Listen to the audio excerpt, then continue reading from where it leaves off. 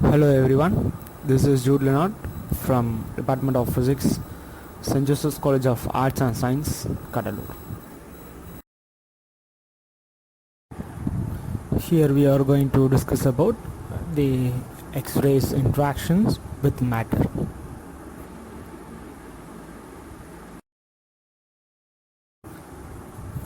Before to discuss about the interactions of X-rays with matter, we are going to classify these particles into two types of ionizing and non-ionizing radiations. Ionizing radiations includes charged particles such as alpha, beta, electrons, uncharged particles too, and electromagnetic radiation, or we can call it as photons. In electromagnetic radiation spectrum, we can classify X-rays and gamma rays, or both rays or ionizing in nature. And non-ionizing category, the lower frequencies in the electromagnetic spectrum such as ultraviolet, visible, IR, microwave radio frequency, because of their low energy capacity, they are not able to strong enough to produce an ion pair, so they are not capable of ionizing the gases or the things which they pass through. These are the classification in terms of ionizing or non-ionizing radiations in order to understand the basic of the X-ray interactions with matter. Here you can see the spectrum of electromagnetic radiations, and it is majorly classified as non-ionizing and ionizing.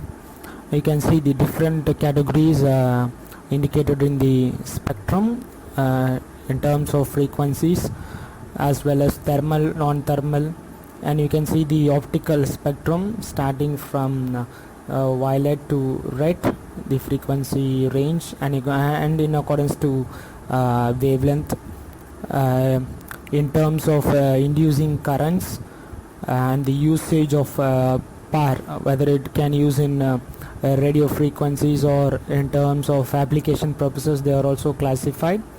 And it starts from extremely low frequency up to a high frequency gamma range. And after UV, you can see the ionizing spectrum, so they are capable of X-rays and gamma rays, so they can ionize the ionizing radiations through which they can pass. Here we can see the X-rays interaction, and when X-ray photon enters the layer, interacts with the matter, for example a human body, it is possible to penetrate without any interaction, or sometimes it will interact with the matter. Due to that interaction, it transfer energy to the matter in one or two interactions. Here there are major four types of interactions of X-rays. Interaction with the matter, which has several applications, and it has each significant characteristics, starting from Rayleigh scattering, that is coherent, photoelectric effect, Compton effect, and pair production, annihilation radiation. Let me discuss one by one.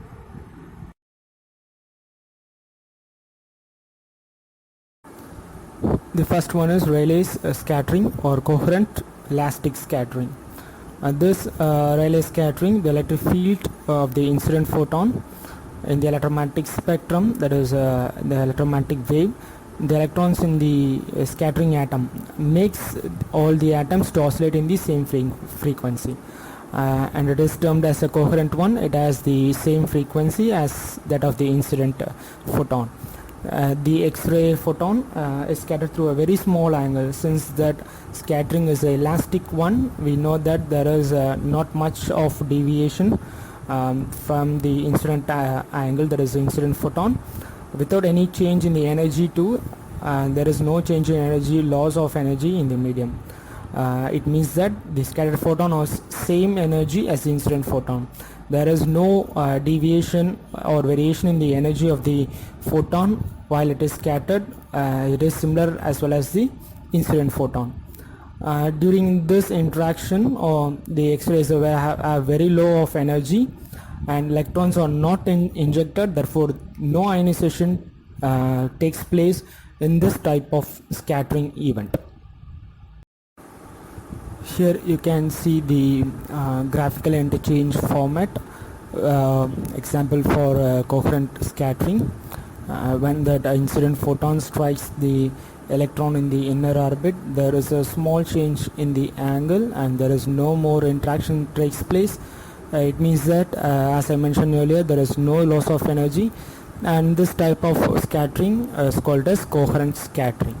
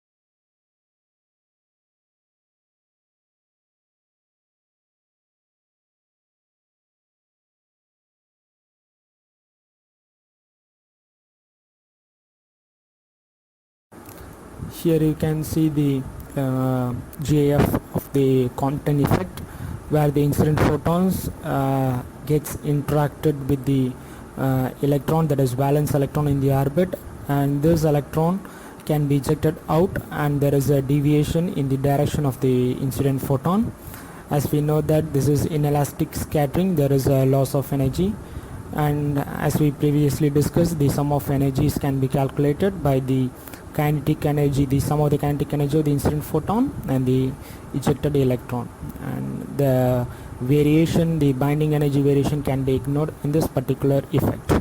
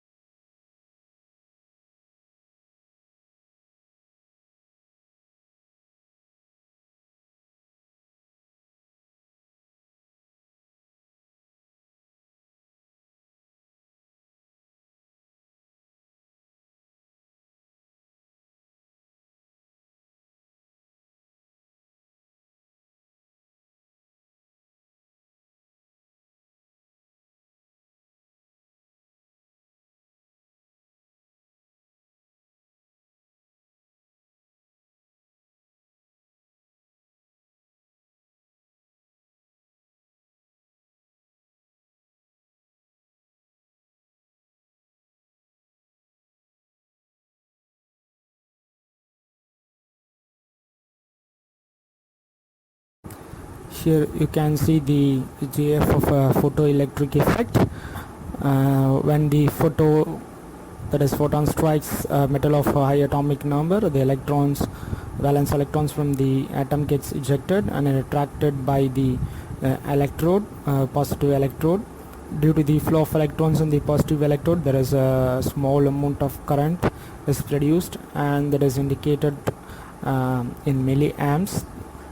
So this phenomena is very important in the world of physics, photoelectric effect.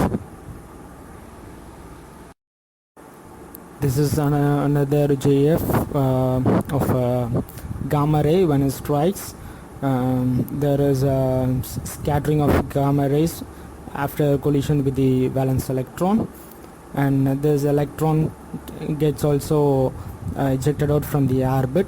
You can see in a JF.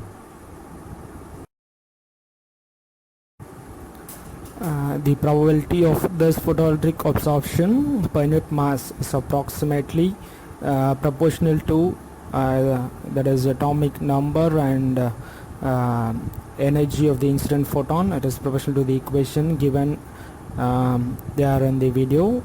As you can see, this effect predominates very low energy photon when it gets interacted with the materials of high atomic number. And this benefit of photoelectric absorption is in X-ray transmission and imaging, where that there are no additional secondary photons to degrade the image. So there is a benefit advantage of this photoelectric absorption. And the last one is pair production. There is annihilation radiation. As the name refers, it is a pair production, and this occurs only when the energies of the X-rays exceeds 1.02 megaelectron volt, and if the energy of the incident photon X-ray photon is less than 1.02 megaelectron volt, this pair production annihilation doesn't happen.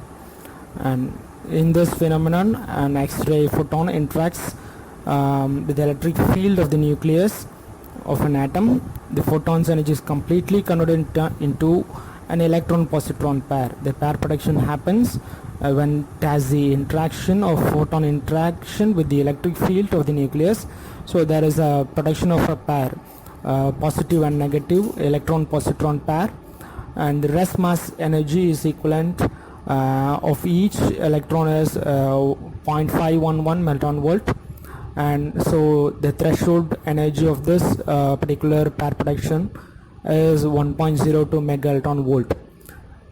The photon energy in excess of 1.02 megaelectron volt appears as kinetic energy, and it is recombines as kinetic energy of the pair, and disturbed in any proportion between electron and positron. So this can be shared by the electron and positron pair. You can see the JF of the pair production, electron pair production, electron and positron pair.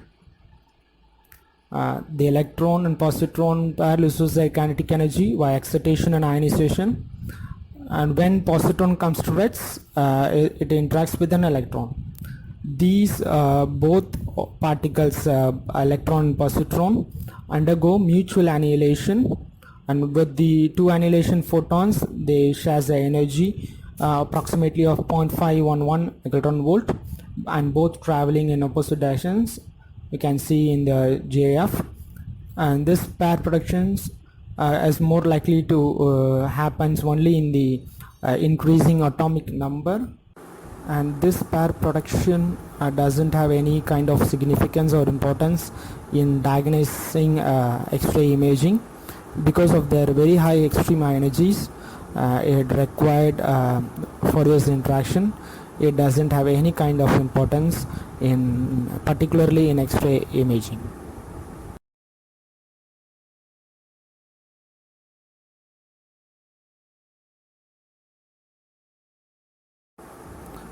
Thank you so much.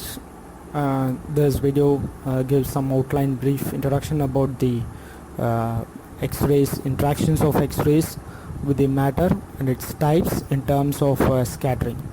Thank you.